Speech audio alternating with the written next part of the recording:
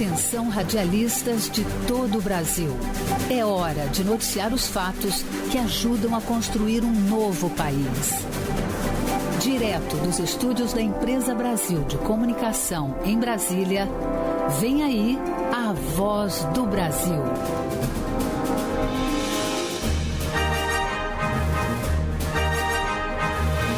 Em Brasília, 19 horas.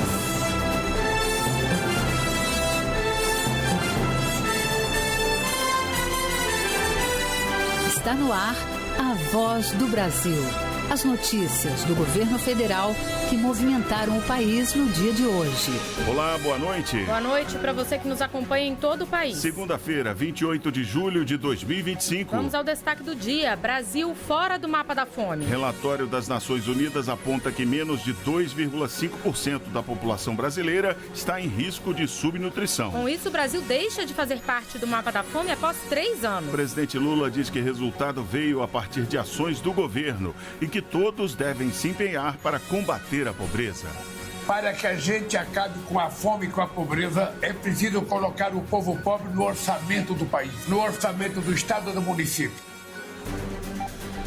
Você vai ouvir também acesso à saúde. O governo propõe parceria com planos de saúde para atendimento de especialistas a pacientes da rede pública. Empresas poderão trocar dívidas com a União por serviços de consultas, exames e cirurgias pelo SUS. E ainda, comércio internacional. Lei sancionada hoje pelo presidente Lula vai ajudar pequenas e médias empresas a exportarem. Ela devolve parte dos impostos arrecadados durante o processo produtivo. E ajuda a aumentar a competitividade de quem quer vender para fora do país. Hoje, na apresentação da Voz do Brasil, Mariana Jungmann e Luciano Seixas. E acompanha a gente ao vivo. Acesse radiogov.ebc.com.br ou o canal Gov na sua TV aberta. Uma nova lei sancionada hoje pelo presidente Lula vai desonerar e ampliar exportações de micro e pequenas empresas. E aumentar a competitividade dos pequenos negócios no país. É o programa Acredita Exportação. Os detalhes vamos ouvir agora na reportagem de Pablo Mundim. O programa Acredita Exportação vai devolver às micro e pequenas empresas exportadoras, inclusive aquelas inscritas no Simples Nacional, tributos federais pagos ao longo da cadeia produtiva de bens industriais. Esse valor poderá ser compensado ou ressarcido às empresas a partir de 1º de agosto. Para o vice-presidente e ministro do Desenvolvimento, Indústria, Comércio e Serviços, Geraldo Alckmin, a medida vai impulsionar o setor. Ela devolve 3% do valor exportado para a micro e pequena empresa. Então, esse projeto vai dar um impulso para que as micro e pequenas empresas possam exportar mais, ganhar mercado, ter mais competitividade e poder vender mais lá fora. A nova lei sancionada nesta segunda-feira pelo presidente Lula antecipa os efeitos da reforma tributária e promete contribuir para o crescimento do país, afirmou o ministro da Fazenda, Fernando Haddad. É uma medida que antecipa em 1 ano e meio algo que vai entrar em vigor em 2027 para todo o Brasil.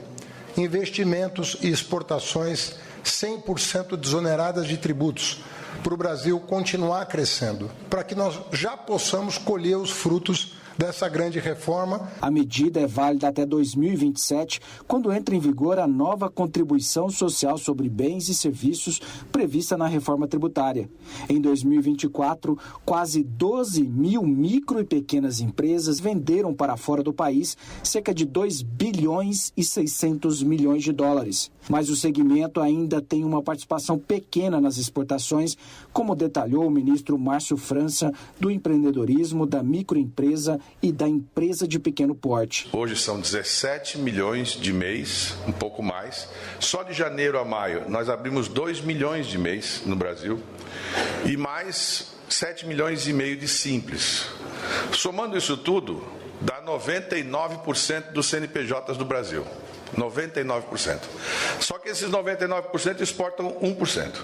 A nova lei traz ainda outros avanços para a competitividade das exportações brasileiras. Um deles é no regime aduaneiro especial, como o drawback serviços. Na prática, as empresas que comprarem produtos no mercado interno para produzir bens destinados à exportação ficarão isentas de impostos federais como PIS, PASEP e COFINS. Reportagem Pablo Mundim. E agora há pouco, ainda no Palácio do Planalto, o vice-presidente e ministro do Desenvolvimento, Indústria, Comércio e Serviços, Geraldo Alckmin, falou sobre as tarifas de 50% impostas pelos Estados Unidos aos produtos brasileiros, previstas para entrarem em vigor a partir de 1º de agosto. De acordo com Alckmin, o esforço pela negociação continua, mas um plano de contingência também está sendo desenvolvido pelo governo brasileiro em diálogo com os empresários.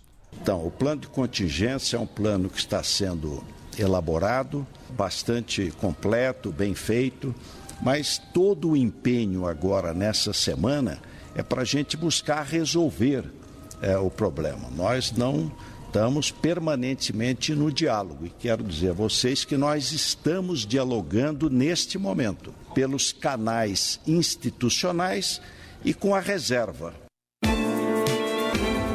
Em busca de mais segurança energética com geração mais limpa, foi inaugurada hoje a usina termoelétrica GNA 2, no Porto do Açu, em São João da Barra, no Rio de Janeiro. A nova planta é mais moderna, gerando energia com menos consumo de combustível e mais eficiência. Foram investidos 7 bilhões de reais do novo Programa de Aceleração do Crescimento.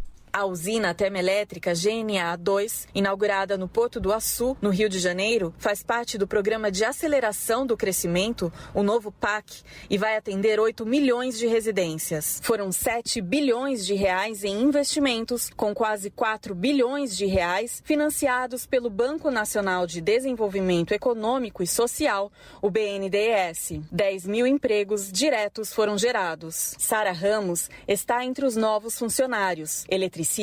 Ela participou de um grupo de formação de mulheres que também se especializaram como soldadoras e operadoras. A mulher faz o serviço com mais atenção, com mais delicadeza e isso acaba tendo foco pra gente. A usina conta com 4 turbinas geradoras, sendo 3 a gás e 1 a vapor, e opera em ciclo combinado, o que garante alta eficiência e redução de emissões. Quase 100% da água utilizada é proveniente do mar, preservando recursos hídricos. A planta foi projetada para operar com até 50% de hidrogênio em substituição ao gás natural, representando um passo importante rumo à transição energética. O presidente Lula participou da cerimônia de inauguração e destacou a importância estratégica da energia para o Brasil. Só se fala em transição energética, só se fala em energia renovável e sustentável, só se fala em etanol. E todas essas coisas do Brasil tem de sobra. E é aí que o Brasil pode ser o país mais importante nessa questão da transição energética. A nova usina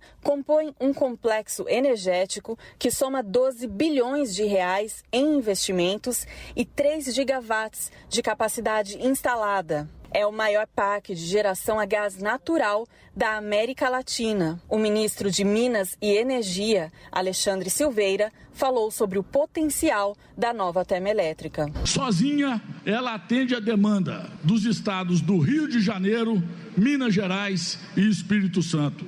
10% de toda a energia termoelétrica a gás do país. Energia capaz de abastecer 14 milhões de unidades e de famílias. E os investimentos do novo PAC na região ainda vão além da geração de energia. É o que afirma o ministro de Portos e Aeroportos, Silvio Costa Filho. Quando a gente pega todos os projetos que estão desenhados hoje, em todas as áreas aqui no Porto, nós temos quase 30 bilhões de investimentos para os próximos 10 anos. Durante o evento, foi assinada uma carta de intenções entre o Ministério de Minas e Energia e a GNA, em que a empresa planeja investir no desenvolvimento de projetos estruturantes na área de energia e gás natural, com potencial de atrair até 20 bilhões de reais. De São João da Barra, no Rio de Janeiro, Fernanda Cruz. O Brasil não está mais no mapa da fome. O indicador da Organização das Nações Unidas para a Alimentação e a Agricultura indica as populações em risco de subnutrição e sem acesso à alimentação suficiente. A conquista do Brasil aconteceu após a adoção de diversas políticas públicas voltadas para garantir o acesso a alimentos. Em Vargem Grande, no Maranhão, agricultores familiares do quilombo Piqui da Rampa produzem e comercializam seus próprios alimentos. São toneladas de feijão, maxixe, quiabo, abóbora e outros produtos que hoje são vendidos por meio do Programa de Aquisição de Alimentos do Governo Federal, gerando emprego e renda para a comunidade. Segundo o líder comunitário e produtor rural, Walter dos Santos, o acesso a políticas públicas como o PAA vem mudando a realidade do local e ajudando a botar mais comida na mesa. Passava muita fome, morreu sobrinho meu de fome, porque não conseguia se alimentar, só se alimentava uma vez por dia e ainda não enchia a barriga. Então, depois do programa PA Conab, a gente conseguiu tomar café com leite. Assim como os produtores do quilombo Piqui da Rampa, milhões de brasileiros estão deixando de viver em situação de insegurança alimentar crônica.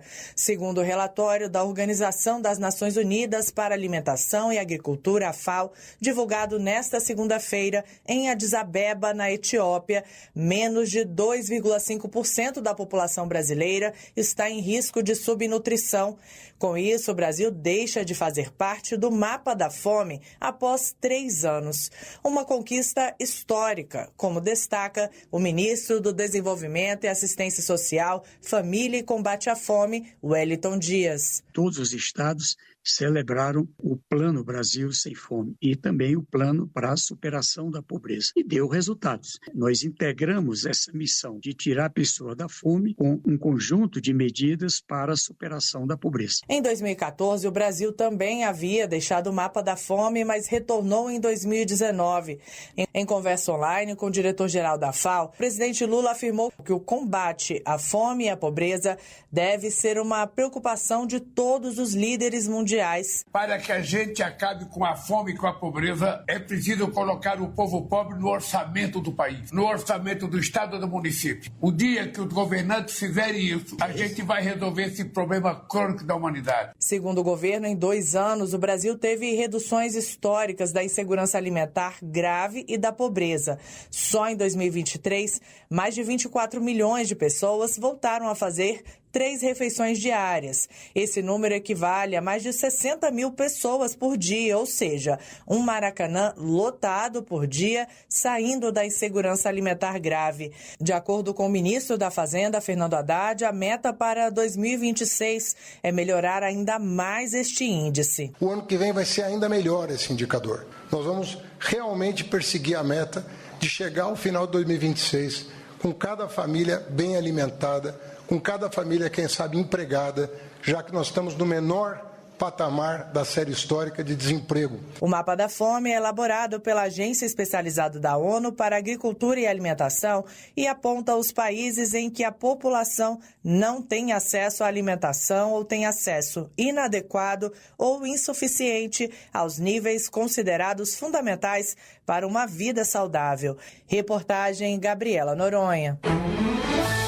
Aposentados e pensionistas do INSS, que têm direito à restituição de valores descontados indevidamente, começaram a receber mensagens por WhatsApp do governo federal. Os alertas são individuais e têm como objetivo orientar os beneficiários que ainda não fizeram adesão ao acordo de ressarcimento. E atenção para não cair em golpes. As mensagens não trazem nenhum link e nem cobrança de taxa para devolução dos valores. O envio é feito exclusivamente pelo canal oficial do governo federal, GovBR, no WhatsApp, que possui o selo azul de verificação, visível ao lado do nome. Essa é a forma de confirmar que se trata de uma comunicação verdadeira e segura. Em caso de dúvida, acesse os canais oficiais, como o aplicativo Meu INSS, Central 135 e agências dos Correios habilitadas.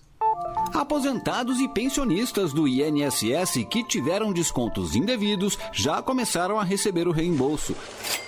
Quem não recebeu ainda dá tempo. O primeiro passo é contestar o débito. O prazo é até 14 de novembro. Depois, deve aderir ao acordo feito pelo governo federal. Para fazer tudo isso é simples. Basta ir até uma agência dos Correios ou no aplicativo Meu INSS.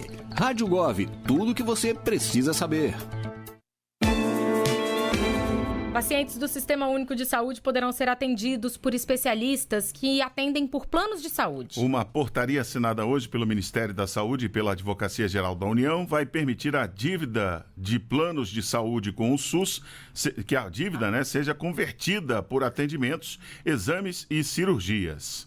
A partir de agosto, pacientes do SUS poderão ser atendidos por especialistas de plano de saúde que tenham algum tipo de dívida com a União. A medida faz parte do programa Agora Tem Especialistas, criado para reduzir o tempo de espera por atendimento médico especializado. Na prática, o dinheiro que essas operadoras devem ao governo será convertido em consultas, exames e cirurgias. A meta é transformar 750 milhões de reais de dívidas de ressarcimento ao SUS em atendimento à população, priorizando as áreas que possuem maior demanda, que são oncologia, oftalmologia, ortopedia, otorrinolaringologia, cardiologia e ginecologia. As operadoras que possuem dívidas com a União devem aderir ao programa, como detalha o diretor da Secretaria de Atenção à Saúde do Ministério da Saúde, Rodrigo Oliveira. As operadoras elas vão no sistema, que é o InvestiSUS, vão fazer adesão ao programa.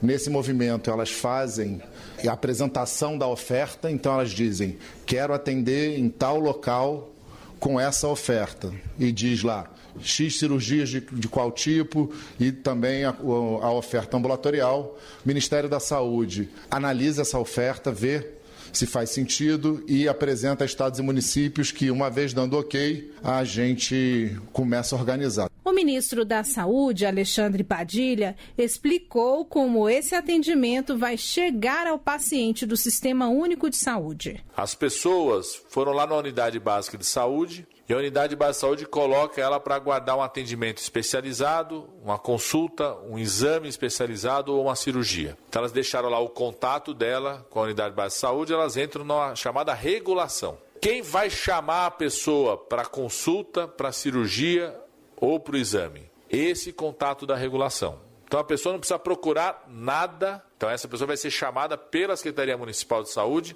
ou pela Secretaria Estadual de Saúde para ser atendida naquele hospital que tem plano de saúde, naquele hospital privado. A partir de outubro, a Rede Nacional de Dados de Saúde vai unificar o prontuário de pacientes atendidos tanto pelo SUS quanto pelos planos de saúde.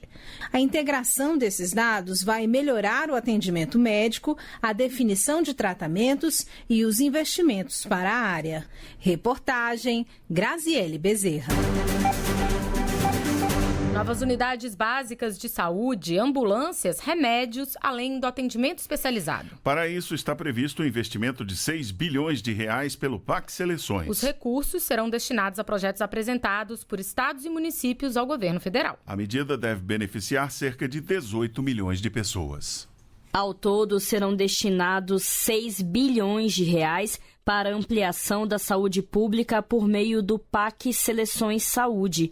1 bilhão e 840 milhões para a construção de 800 novas unidades básicas de saúde, as UBSs, e 1 bilhão e 580 milhões de reais para a compra de 10 mil kits de equipamentos para as UBSs que já estão em funcionamento, com câmaras frias para as vacinas e aparelhos de ultrassom. Também serão destinados recursos para a construção de 45 policlínicas, compra de 7 mil kits para atendimento em telesaúde nas unidades básicas e de 1.500 novas ambulâncias para ampliar a frota e substituir outros veículos que deixaram de funcionar. Além disso, serão construídos mais 130 centros de atendimento psicossocial. Outra prioridade é melhorar o atendimento dentro do programa Agora Tem Especialistas, que busca acelerar o atendimento especializado em áreas como ortopedia e oftalmologia, como explica o ministro da Saúde, Alexandre Padilha. O PAC faz um grande investimento em hospitais especializados, nas policlínicas que garantem consultas especializadas, exames especializados, em centros de referência para pessoas com deficiência, em centros de referência para pessoas com problema de saúde mental, unidades odontológicas móveis para cuidar da saúde bucal das pessoas. Antônio da Silva Neto é secretário de Saúde de Mambanguape, município de 45 mil habitantes na Paraíba. A localidade entrou na seleção para conseguir uma unidade odontológica móvel.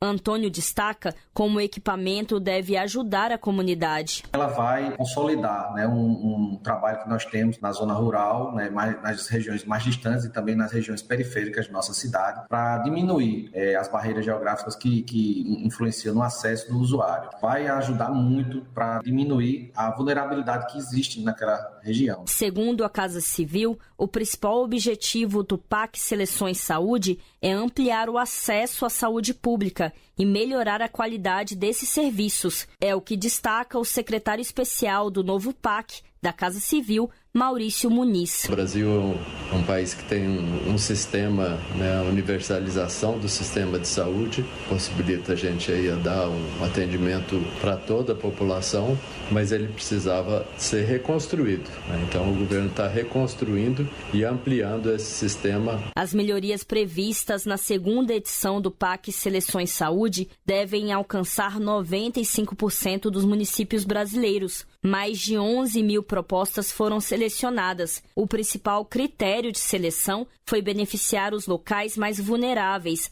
onde a população não tem acesso fácil a médicos e exames. Serão beneficiadas cerca de 18 milhões de pessoas. Reportagem, Márcia Fernandes. O papel e a caneta estão ficando no passado na hora de assinar um documento. Com o avanço da tecnologia, surgiram as assinaturas digitais e eletrônicas, que permitem assinar documentos eletronicamente. Como é o caso da assinatura eletrônica gov.br. O uso da ferramenta cresceu 90% no primeiro semestre de 2025. Para o produtor cultural Matheus Moura, assinar documentos ficou mais fácil depois que passou a utilizar a assinatura gov.br. Isso porque, com esse serviço oferecido pelo governo federal, os documentos assinados digitalmente têm a mesma validade jurídica de um documento físico. O Gov é uma plataforma de trabalho que a gente salva imediatamente no celular e já assina e já manda para frente, né? Não tem toda aquela burocracia de ter que imprimir, de ter que assinar com caneta, depois escanear. Não, o Gov, ele já assina, já sai digitalmente. A pessoa que quiser até verificar a autenticidade pode verificar pelo QR Code. O uso da assinatura gov.br cresceu 90% no primeiro semestre de 2025, em comparação com o mesmo período do ano passado. Entre janeiro e junho, o serviço da plataforma já foi usado 95 milhões de vezes. Já em 2024, no mesmo período, foram 50 milhões de assinaturas realizadas. A plataforma gov.br possibilita o acesso a mais de 4.500 serviços digitais federais e a outros mais de 8.700 serviços estaduais e municipais. Além da assinatura gov.br, entre os serviços mais utilizados pelos brasileiros estão, por exemplo, o Meu INSS e o Meu SUS Digital. Na plataforma também é possível pesquisar por serviços, de acordo com o perfil do usuário, seja ele um estudante, agricultor, turista, empreendedor e trabalhador. O diretor de Identidade Digital do Ministério da Gestão e da Inovação em Serviços Públicos, Hudson Mesquita, reforça os benefícios da transformação digital. O cidadão pode utilizar pelo portal web, pode utilizar pelo aplicativo do GovBR, para transações desde a abertura de empresa, venda de veículo, entrega de documentos em geral para o governo, solicitações são feitas ao governo, assinatura de contrato. Então são vários os cenários em que a assinatura eletrônica avançada tem possibilitado que o cidadão use melhor o seu tempo de forma segura, de forma remota, e possa de fato usufruir dos benefícios da transformação digital. Qualquer cidadão com uma conta gov.br de nível prata ou ouro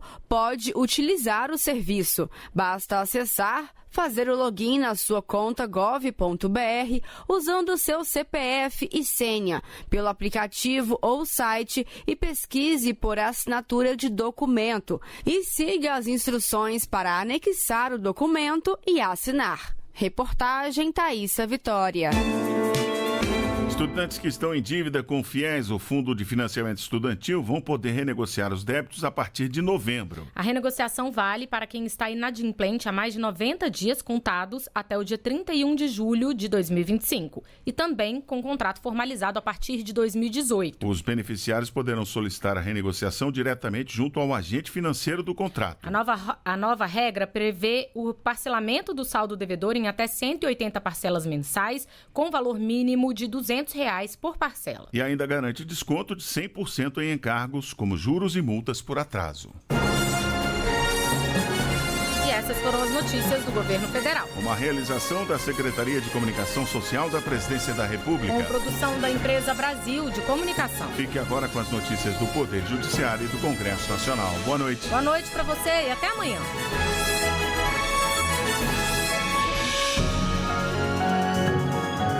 A Voz do Brasil. Governo Federal.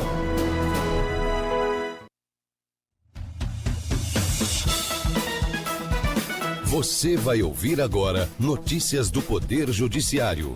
STF interroga réus no Núcleo 3 de tentativa de golpe de Estado. STJ mantém direito de resposta para a clínica que apontou informações falsas em reportagens de TV. Republicanos e União Brasil exibem propaganda partidária nesta semana. Boa noite, eu sou Ariana Fonseca. E eu sou Walter Lima. STF interroga os réus do Núcleo 3 da tentativa de golpe de Estado. O grupo é composto de 9 militares de alta patente e um agente da Polícia Federal, acusados de atacar o sistema eleitoral e criar condições para a ruptura institucional.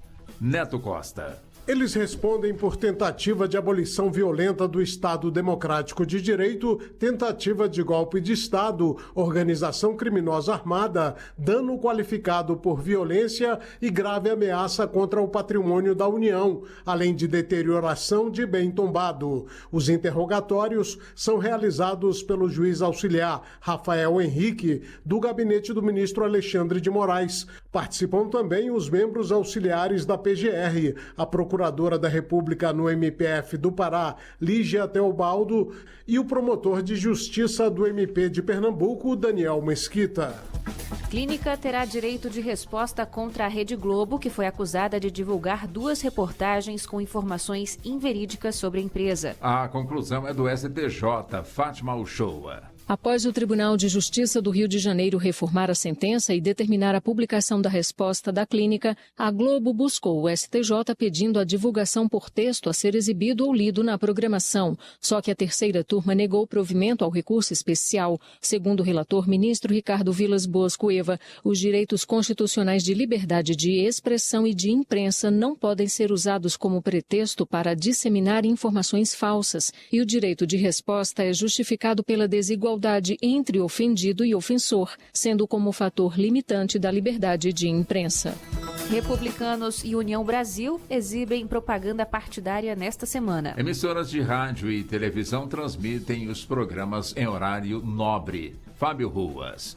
Vão ser 3 propagandas de 30 segundos para cada partido. As inserções devem ser transmitidas em todo o país entre 7h30 e 10h30 da noite do próximo sábado, dia 2 de agosto. Durante todo o segundo semestre, o União Brasil e o Republicanos vão poder usar 20 minutos. O objetivo não é pedir voto. A propaganda partidária serve para divulgar o programa e o posicionamento sobre temas políticos e sociais dos partidos, além de apresentar as atividades da legenda no Congresso Nacional. Pelo menos 30% do tempo deve ser usado para promover a participação feminina na política. TST mantém nulidade de cláusula que exigia consulta a sindicato antes de ação na Justiça. Norma coletiva entre Vale e Metabase previa a instância extrajudicial obrigatória para a resolução de conflito. Anderson Conrado. A seção especializada em dissídios coletivos do TST confirmou a nulidade de cláusula de norma coletiva que previa que antes de ajuizarem ações judiciais, os empregados da Vale no Pará deveriam submeter suas demandas ao sindicato em busca de uma composição amigável com a empresa. Para o colegiado, a norma criou uma instância extrajudicial inconstitucional.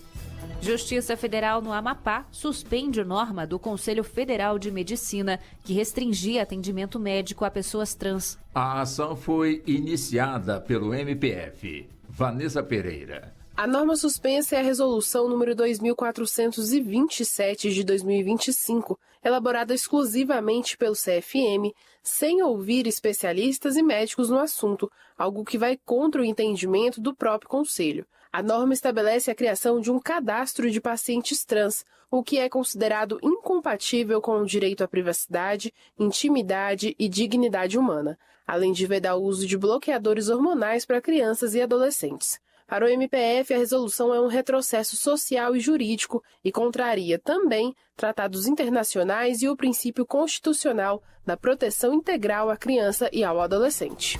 Você acompanha outras notícias do Judiciário em 104,7 FM para o Distrito Federal e em torno. Ou pelo canal 1.3 da TV aberta em Brasília. Ouça também pelo TuneIn de qualquer lugar do mundo. E baixe agora o TV Justiça Mais, disponível na loja de aplicativos do seu celular. Uma boa noite. E até amanhã.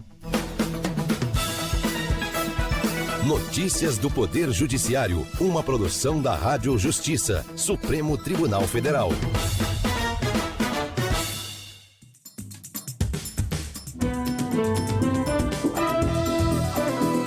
Está no ar o Jornal do Senado.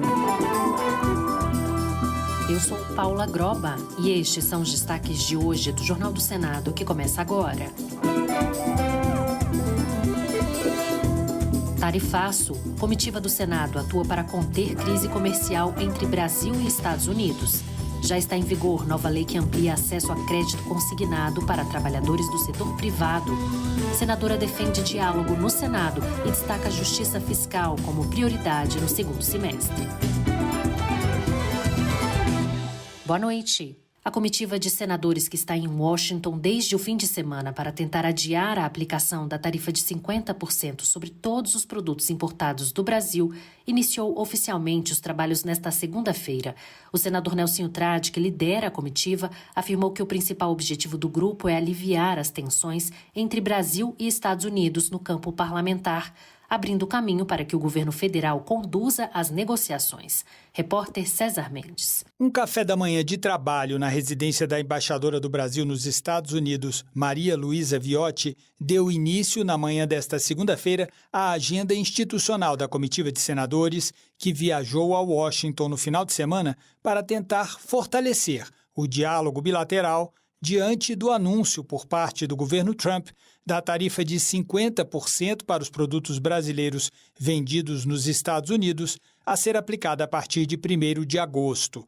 Participaram do encontro os senadores da delegação brasileira, além de representantes do Itamaraty e o ex-diretor-geral da Organização Mundial do Comércio, embaixador Roberto Azevedo. O presidente da Comissão de Relações Exteriores, senador Nelsinho Trade, do PSD de Mato Grosso do Sul, que lidera a missão oficial do Senado aos Estados Unidos, destacou o compromisso do Brasil com a cooperação estratégica entre os dois países. A nossa missão ela tem um intuito principal e é distensionar essa relação entre o Brasil e os Estados Unidos com a nossa contraparte parlamentar. A partir do momento que a gente conquistar isso, eu penso que a missão já vai ter o seu primeiro ponto no sentido de proporcionar ambiente e caminho para que quem tem a prerrogativa de negociar, que não somos nós, e sim o governo federal, possa assim fazer. A embaixadora Maria Luísa Viotti explicou aos senadores que as negociações com o governo norte-americano começaram em março deste ano, com a realização de uma videoconferência entre o vice-presidente do Brasil, Geraldo Alckmin, e o representante comercial dos Estados Unidos, Jamieson Greer, o que levou à criação de um grupo de trabalho técnico bilateral. Ainda segundo a embaixadora, o Brasil apresentou dados demonstrando que a média das tarifas brasileiras de importação é de apenas 2,7%, ao contrário da justificativa dada pelo presidente Donald Trump para a nova tarifa, de que nosso país adota uma política protecionista no comércio com os Estados Unidos. A embaixadora também informou que já existem várias ações judiciais em andamento questionando a legalidade da sobretaxa. De tarde, os senadores ainda se reuniram com lideranças empresariais na sede da Câmara de Comércio dos Estados Unidos, em Washington, e na terça-feira terão um encontro com parlamentares norte-americanos.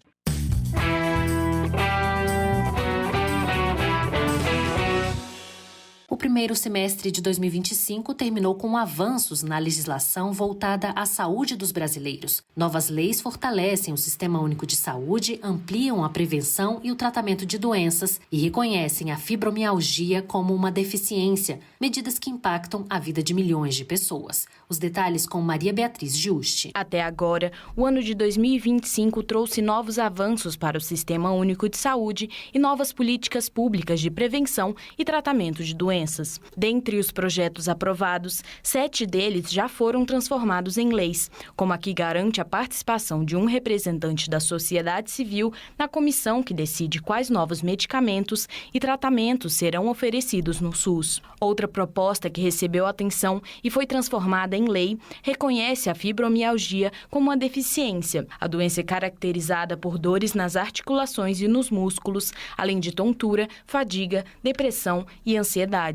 Para o relator do projeto no Senado, senador Fabiano Contarato, do PT do Espírito Santo, a lei garante dignidade, inclusão e acesso a políticas públicas fundamentais. A aprovação desse projeto é uma vitória para mais de 7 milhões de brasileiros e brasileiras que convivem com fibromialgia. Estamos falando de uma síndrome dolorosa, crônica, invisível aos olhos, mas devastadora para quem sente. Também viraram leis a garantia de terapia nutricional para autistas e a obrigação de os meios de comunicação divulgarem informações educativas para a prevenção de doenças. E já está em vigor a nova lei que amplia o acesso ao crédito consignado para trabalhadores do setor privado.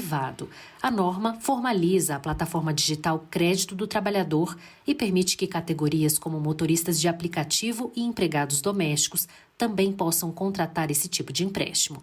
Os detalhes com o repórter Henrique Nascimento. A lei que atualiza as regras para empréstimos a trabalhadores do setor privado, incluindo microempreendedores, empregados domésticos, rurais e profissionais de aplicativos, foi sancionada pelo presidente Lula com vetos. A lei formaliza a plataforma digital Crédito do Trabalhador, vinculada à carteira de trabalho digital, que permite comparar ofertas de empréstimos com mais segurança. O limite de comprometimento da renda segue em até 35% e parte do FGTS pode ser usada como garantia. No Senado, a norma foi ampliada para incluir os trabalhadores por aplicativo, como destaca o senador Rogério Carvalho, do PT de Sergipe. Inserimos dispositivos relacionados aos trabalhadores de aplicativos de transporte individual ou coleta de entrega, ou bens com possibilidade de desconto nos repasses a que tem direito. Já o presidente do Senado, Davi Alcolumbre, decidiu tirar do texto artigo que tratava de alterações no consignado do INSS. Além de matéria estranha, os dispositivos são inconstitucionais por violarem a iniciativa reservada do Poder Executivo previsto no artigo 61, parágrafo 1º da Constituição Federal de 88. A fiscalização da nova lei caberá ao Ministério do Trabalho. O senador Confúcio Moura, do MDB de Rondônia, defendeu a reforma administrativa como uma das prioridades do Congresso para o segundo semestre de 2025. Ele lembrou que o país já passou por uma reforma durante o governo Fernando Henrique Cardoso, mas destacou a necessidade de novos ajustes. Segundo o senador, há desigualdades nos salários do setor público que beneficiam apenas uma parcela da população. Existem temas polêmicos, como esses supersalários, que nós temos que encarar, porque a população exige uma posição do Congresso Nacional, articulado com os poderes, no sentido de dar uma certa disciplina nessa questão. Por que há no Brasil castas tão privilegiadas, num país tão desigual como o nosso? Já a senadora Tereza Leitão, do PT de Pernambuco, defendeu que o Senado mantenha o diálogo entre diferentes correntes ideológicas para garantir avanços no segundo semestre legislativo. Segundo ela, o respeito às divergências é fundamental para construir consensos e aprovar projetos importantes para o país. Entre as prioridades, Tereza destacou propostas de justiça fiscal, como a isenção do imposto de renda para quem ganha até R$ 5.000 por mês e a taxação de grandes fortunas. Para a senadora, essas medidas são essenciais e podem reduzir desigualdades, além de promover mais equilíbrio no sistema tributário brasileiro. A discussão e a tramitação do projeto que vai ampliar a isenção do imposto de renda. Reduzir totalmente, tirar totalmente, isentar totalmente quem ganha até R$ 5.000 e diminuir a alíquota para quem ganha até R$ 7.500. Eu acho que isso é uma medida importantíssima, é uma reforma que vem trazer um equilíbrio, uma justiça fiscal, e isso tem a ver também com a taxação das grandes fortunas.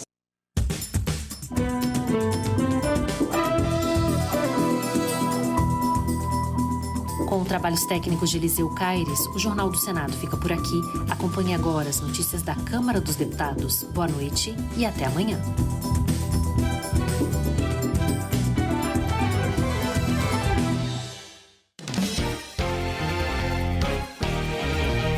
Jornal Câmara dos Deputados.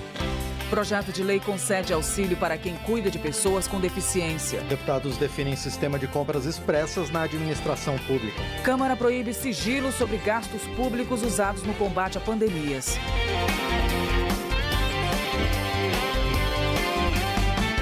Boa noite. Os deputados aprovaram um projeto que proíbe sigilo sobre gastos públicos utilizados em combate a pandemias. A repórter Maria Neves tem os detalhes da proposta. A Comissão de Constituição e Justiça da Câmara dos Deputados aprovou o projeto que proíbe sigilo sobre gastos de recursos públicos para combater pandemias. Com isso, a proposta pode seguir para análise do Senado. O autor do texto, deputado José Medeiros, do PL do Mato Grosso, argumenta que a Lei de Acesso à Informação já não respalda o sigilo sobre gastos públicos para combater pandemias. No entanto, o parlamentar considerou apropriado deixar clara a proibição, inclusive como forma de prevenir compras superfaturadas.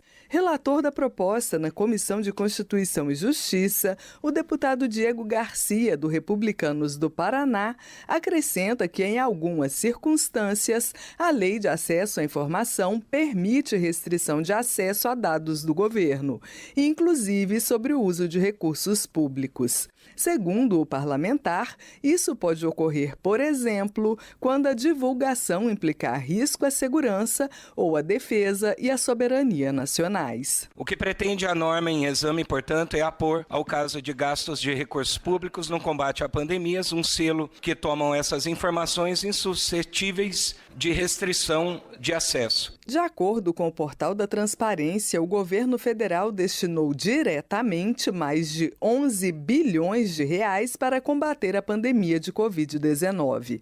Além disso, a página do Ministério da Saúde informa que o órgão já tinha aplicado 540 bilhões de reais no combate à Covid-19 até o final de 2022. Foi a emergência sanitária que inspirou José Medeiros a apresentar o projeto que proíbe decretação de sigilo sobre gastos públicos destinados a combater pandemias.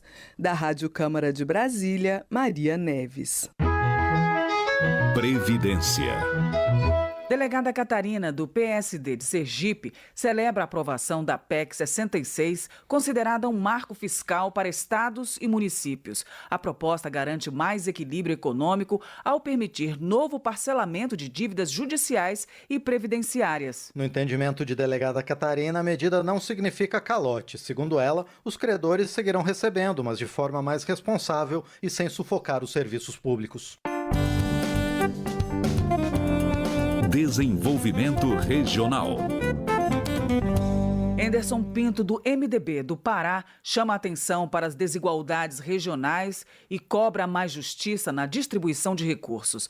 Ele destaca que, apesar dos esforços do Congresso, a Amazônia Legal segue com o maior número de obras paradas no país. O parlamentar defende o projeto que dobra o repasse do FPM para os municípios amazônicos. Segundo Anderson Pinto, é preciso considerar o custo Amazônia e aplicar o princípio da equidade, não apenas da igualdade, na partilha dos recursos. Trabalho. Enfermeira Rejane, do PCdoB do Rio de Janeiro, defende o plebiscito popular que propõe o fim da jornada de trabalho 6x1. Segundo ela, é urgente reduzir a carga horária sem cortar salários, garantindo dignidade ao trabalhador. Enfermeira Rejane também critica o sistema tributário, que, a seu ver, penaliza os mais pobres, e defende a taxação de bilionários, bancos e apostas online. Para ela, o plebiscito representa um caminho legítimo para um país mais justo e igualitário. Defensor dos Correios, Vicentinho, do PT de São Paulo, reafirma seu compromisso com os trabalhadores da estatal e defende a manutenção da empresa pública, que considera uma das mais cidadãs do país. Vicentinho rejeita qualquer tentativa de privatização da empresa e destaca o papel social dos Correios, atendendo comunidades mais carentes, com a entrega de cestas básicas e a permanência das agências em locais de difícil acesso. Economia. Aloysio Mendes, do Republicanos do Maranhão, elogia a decisão do Congresso de sustar o decreto que aumentava o IOF, que, segundo ele, afeta a população de baixa renda. Ele afirma que a solução para o equilíbrio fiscal não é o aumento de tributos, mas o corte de despesas e privilégios. Diferente do que se tem dito aí, que o IOF é um imposto para ricos, isso não é verdade. Qualquer cidadão que pega um pequeno empréstimo para comprar uma geladeira, uma máquina de lavar ou um eletrodoméstico, ele paga o IOF. E quando você majora a cobrança do imposto sobre o IOF, você está impactando também esse cidadão de renda mais baixa. Nós sabemos que hoje a carga tributária paga pelo brasileiro é uma das maiores do mundo. E nós não suportamos mais aumento de imposto. Se o governo precisa e deve resolver a questão fiscal brasileira, existem outras formas de se atingir isso. Aloysio Mendes sugere o combate aos supersalários e a concessão excessiva de subsídios como caminhos para ajustar as contas públicas. De acordo com o parlamentar, o Congresso deve buscar medidas justas sem repassar ao contribuinte a conta da má gestão do governo federal. Missionário José Olímpio, do PL de São Paulo, condena o governo por tentar aumentar o IOF e afirma que o problema é a forma como os gastos são distribuídos. O deputado critica a alta carga tributária, especialmente em momentos de dificuldades econômicas. Esse imposto, ele está mesmo para prejudicar o povo. Veja bem, se você for fazer um financiamento, se for fazer um empréstimo, inclusive até no Pix, então não podemos aceitar a população brasileira que vem sofrendo tanto. Veja o aumento que nós temos. Você vai no supermercado hoje, tudo que você vai comprar, veja o preço, exemplo que nós vimos aí, a questão do café, que nós vemos o quanto que subiu. Então, o povo não aguenta mais carga. E o governo arrecada muito e gasta mal. E qual a saída do governo? É tentar vir buscar aqui na Câmara e no Senado aprovar um imposto que vai taxar a população. E nós estamos aqui para defender o povo. Missionário José Olímpio defende a independência do Legislativo em relação ao Executivo e ao Judiciário. Ele assinala que vai continuar atuando para impedir aumentos de impostos que prejudiquem os brasileiros e, mais especificamente, os paulistas. A Câmara aprovou a criação de um sistema de compras expressas na administração pública. O texto pode ir direto ao Senado, como informa a repórter Paula Moraes. A Comissão de Constituição e Justiça da Câmara aprovou um projeto que cria o sistema de compras expressas para a contratação de bens e serviços comuns padronizados pela administração pública. A proposta poderá facilitar a compra de remédios, por exemplo. Foi o que ressaltou a relatora do texto na comissão, deputada Laura Carneiro, do PSD do Rio de Janeiro. É um novo sistema que vai transformar e revolucionar a compra, especialmente de medicamentos em todo o nosso país, facilitando e melhorando a vida do cidadão. O texto aprovado estabelece que regulamento do Poder Executivo ainda deverá dispor sobre itens como as condições de admissão e permanência dos fornecedores, as regras para a inclusão de bens e serviços e para a formação e alteração dos preços, os prazos e métodos para entrega e recebimento dos bens e dos serviços e as sanções aplicáveis nos casos de infrações. A proposta que cria o sistema de compras expressas já pode seguir para análise do Senado, a menos que haja recurso para votação pelo plenário da Câmara. Da Rádio Câmara, de Brasília, Paula Moraes. Meio Ambiente. Ivan Valente, do PSOL de São Paulo, discorda do projeto que trata do licenciamento ambiental. Devido à sua flexibilidade, o texto é considerado pelo parlamentar como um retrocesso e uma ameaça direta aos biomas brasileiros. Na avaliação de Ivan Valente, o projeto enfraquece o controle ambiental, estimula a grilagem, desrespeita a Constituição e o papel do Brasil como potência ambiental. Newton Cardoso Júnior, do MDB de Minas Gerais, comenta a aprovação do projeto que altera regras de licenciamento ambiental, destacando a importância de destravar investimentos e acelerar a geração de empregos no país. Na avaliação de Newton Cardoso Júnior, a medida corrige atrasos injustificáveis e ajuda o setor agrícola. O parlamentar também celebrou a aprovação da PEC 66, que alivia o caixa dos municípios e garante o pagamento de precatórios. Nilton Tato, do PT de São Paulo, lamenta a aprovação do projeto que altera regras de licenciamento ambiental. Para ele, a proposta desmonta o controle federal e abre caminho para mais desmatamento. Ele critica a pressão da bancada ruralista e alerta para uma nova guerra ambiental entre os estados. Nilton Tato também questionou a contradição de parlamentares defenderem o agronegócio enquanto apoiam políticas alinhadas ao presidente americano Donald Trump. Professor Reginaldo Veras, do PV do Distrito Federal, também critica a aprovação do projeto que altera regras de licenciamento ambiental. Para o deputado, a proposta vai facilitar a destruição dos biomas brasileiros. Professor Reginaldo Veras alerta que o projeto reduz a fiscalização e abre brechas para acidentes como os de Mariana e Brumadinho.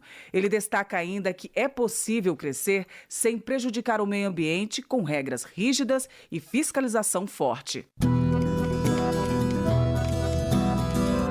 Relações Exteriores.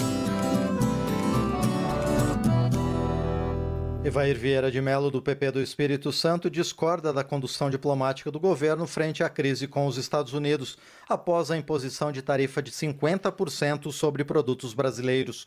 Ele defende diálogo técnico e foco no interesse nacional. Evair Vieira de Mello sugere que o Brasil siga o exemplo do Canadá e adote uma ofensiva diplomática ampla com articulação entre estados e governo federal para reverter as tarifas e proteger exportadores, indústria e agronegócio. Patrus Ananias, do PT de Minas Gerais, repudia a tentativa de interferência dos Estados Unidos no judiciário brasileiro. Para o deputado, o Brasil não pode se submeter a poderes estrangeiros. O parlamentar também destaca que a soberania está ligada à educação e à valorização da cultura nacional. Segundo Patrus Ananias, um projeto pedagógico ousado é essencial para afirmar o futuro do país. Sóstenes Cavalcante, do PL do Rio de Janeiro, critica a postura do governo federal diante das tarifas impostas pelo presidente dos Estados Unidos, Donald Trump, a produtos brasileiros. O deputado alega que o enfrentamento político por parte de Lula pode prejudicar a economia. É lamentável que tenhamos que chegar a esse tipo de momento em que o governo Trump tarife brasileiros em 50%. Isso gerará desemprego, isso gerará crise em alguns setores da economia brasileira, o que não é bom. O tarifaço veio, agora o que está faltando ao Brasil, o que está faltando ao atual governo do executivo brasileiro é capacidade de negociação, capacidade de diplomacia e parar um pouco de fazer politicagem com este assunto e trabalhar pelo Brasil de verdade. Na visão de Sóstenes Cavalcante, o caminho para reverter a taxação é o diálogo e não a retórica agressiva. Segundo o parlamentar, falta ao governo brasileiro habilidade nas relações internacionais para proteger os interesses do país. Saúde. Geraldo Rezende, do PSDB de Mato Grosso do Sul, apresentou o projeto que prevê a oferta da caneta de adrenalina injetável pelo SUS. O deputado explica que o medicamento pode salvar vidas em casos de choque anafilático, especialmente em regiões distantes de hospitais. Como médico, eu sei muito bem que as pessoas correm risco de morte se tiver uma reação alérgica grave. Por isso a apresentação desse projeto, eu espero que ele seja aprovado em outras comissões e que se torne lei, com o objetivo de oferecer aos mais humildes, aos mais pobres e a toda a população brasileira, principalmente os usuários do SUS, a possibilidade de terem o acesso a essa caneta de adrenalina. Segundo Geraldo Rezende, a medida já tem o apoio de entidades médicas e da sociedade. Ele cita casos de reações alérgicas graves e alerta para o alto custo e a dificuldade de acesso ao medicamento, que hoje só é encontrado em hospitais. Esporte. Paulão do PT de Alagoas comemora a transformação da Lei de Incentivo ao Esporte em política pública permanente. O deputado ressalta a continuidade dos investimentos no setor, beneficiando especialmente crianças e jovens em situação de vulnerabilidade social. O esporte ele tem um papel transformador e eu cito isso principalmente nas crianças mais vulneráveis, na periferia. Dá um protagonismo, dá um incentivo, tem uma carreira. Isso tem relação direta, inclusive, com a educação. Então, para mim, é um destaque importante desse projeto que agora torna a lei de incentivo ao esporte de forma permanente. E quem ganha com isso, na minha visão, é principalmente as crianças e a juventude do Brasil. Paulão integrou a comissão responsável pela proposta e participou de visitas ao Comitê Olímpico e ao Comitê Paralímpico Brasileiro.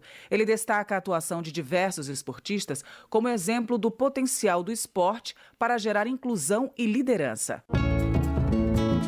Direitos Humanos. Um auxílio financeiro para quem cuida de pessoas com deficiência está previsto em uma proposta aprovada por comissão da Câmara. A repórter Isabela Ludovichac tem os detalhes. Mães e responsáveis por crianças e adolescentes com deficiência severa ou transtorno do espectro autista poderão receber auxílio financeiro e psicossocial pelo cuidado. A Comissão de Defesa dos Direitos das Pessoas com Deficiência da Câmara aprovou o projeto que oferece recursos para cuidadores de crianças e adolescentes que necessitam de atenção plena. Papel esse desempenhado geralmente por mulheres que dedicam suas vidas integralmente ao cuidado. A proposta é da deputada Carla Dixon, do União do Rio Grande do Norte. Ela destaca que o objetivo é fazer justiça social àquelas mulheres que muitas vezes precisam paralisar sua vida e carreira profissional para cuidar da família, tendo que contar exclusivamente com o benefício de prestação continuada dado à pessoa com deficiência. O que acontece é que 80% das famílias são constituídas de mãe solo. E no momento em que o transtorno de deficiência ou câncer, e a gente está falando aqui do transtorno do espectro autista, entra por uma porta, o pai sai por outra porta. Isso já é estatística. Segundo o censo demográfico do IBGE feito em 2022, o Brasil possui quase 14 milhões e meio de pessoas com deficiência, o que corresponde a 7,3% da população com 2 anos ou mais. Desse total foram identificadas 2 milhões e 400 mil pessoas com autismo.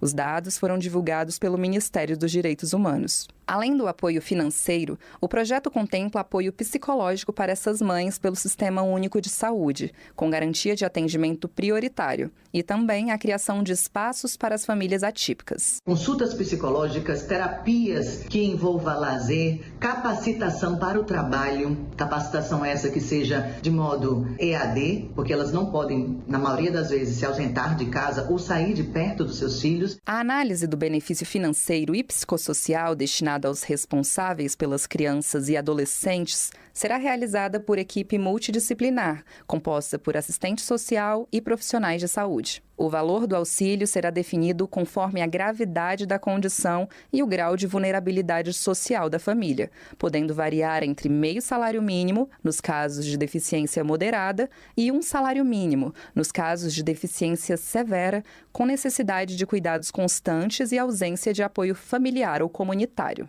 Pela proposta, o novo auxílio pode ser acumulado com o benefício de prestação continuada recebido pela pessoa com deficiência. O texto, que foi aprovado sem alterações pelo relator na comissão, deputado Duarte Júnior, do PSB do Maranhão, será analisado agora pela Comissão de Previdência, Assistência Social, Infância, Adolescência e Família. Da Rádio Câmara de Brasília, Isabela Ludovichac. Justiça. Cabo Gilberto Silva, do PL da Paraíba, sai em defesa do ex-presidente Jair Bolsonaro e acusa o Supremo Tribunal Federal de promover um julgamento político. Segundo ele, o processo é ilegal e fere a Constituição. O parlamentar afirmou que é um estado de exceção no país e que muitos têm medo de denunciar os atos antidemocráticos da corte. Para Cabo Gilberto Silva, a democracia está em risco com a perseguição ao ex-presidente. Termina aqui o Jornal Câmara dos Deputados, com trabalhos técnicos de Indalécio Vanderlei e a apresentação de Márcio Aquiles Sardi e Val Monteiro. Boa noite. Ouça agora as notícias do Tribunal de Contas da União. Minuto do TCU. O Tribunal de Contas da União analisou as ações de formação profissional e tecnológica oferecidas por instituições do Sistema S, como SESC, SENAI e SENAC. Em 2022, as entidades receberam cerca de 25 bilhões de reais em recursos públicos.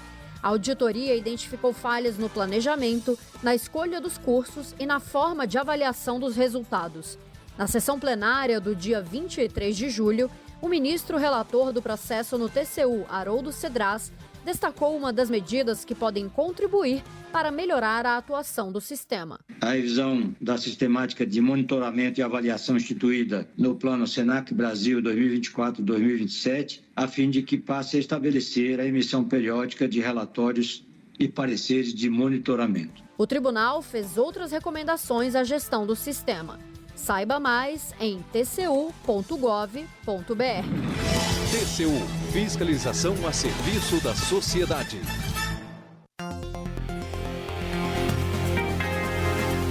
Você ouviu A Voz do Brasil.